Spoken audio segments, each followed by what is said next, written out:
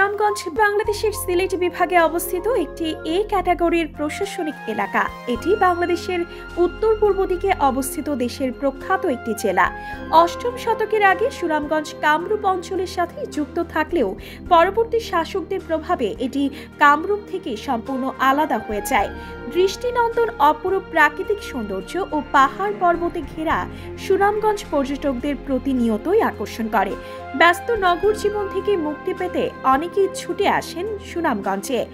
আমাদের বাংলাদেশের সুনামগঞ্জ জেলা দেশ জুড়ে লোকসঙ্গীত, দেশবন্ধুর মিষ্টি এবং পাথর শিল্পের জন্য বিখ্যাত।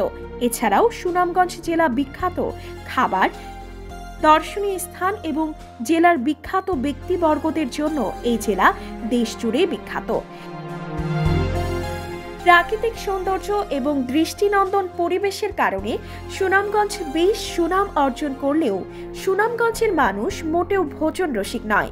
যদিও সুনামগঞ্জে রয়েছে দেশবন্ধুর মিষ্টির দোকান। এটি মূলত সুনামগঞ্জের অন্যতম একটি রেস্তোরাঁ, যেখানে সুলভ মূল্যে রং বেরঙের মিষ্টি বিক্রি করা হয়। পর্যটকরা এখানে এসে প্রায় সময় তাদের মিষ্টান্ন খোরাক পূর্ণ করেন। মাত্র কয়েক বর্গফুট জায়গার উপর গড়ে ওঠা এই মিষ্টির দোকানটি মোটামুটি সমগ্র সিলেট বিভাগে বিখ্যাত।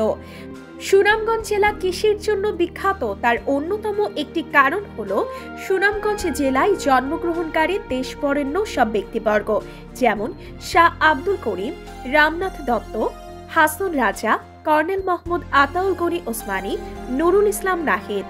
সুনামগঞ্জ জেলার দর্শনীয় স্থানগুলোর মধ্যে অন্যতম হল লালঘাট ঝর্ণা, টাঙ্গুয়ার হাওর, হাসন রাজার জাদুঘর, শিমুল গাছের বাগান। সুনামগঞ্জ জেলায় কৃত্রিমভাবে গড়ে উঠেছে একটি শিমুল গাছের বাগান। প্রায় 200 বিঘা জমির ওপর গড়ে উঠেছে এই দৃষ্টিনন্দন কৃত্রিম সৌন্দর্য। সারি সারি দাঁড়িয়ে থাকা শিমুল গাছ দেখতে অসাধারণ লাগে। যদিও শীতের সময় শিমুল গাছের পাতা ঝরে যায়, তবুও শুকনো পাতার মরমরে শব্দ সকলকে মুগ্ধ করে দেয়।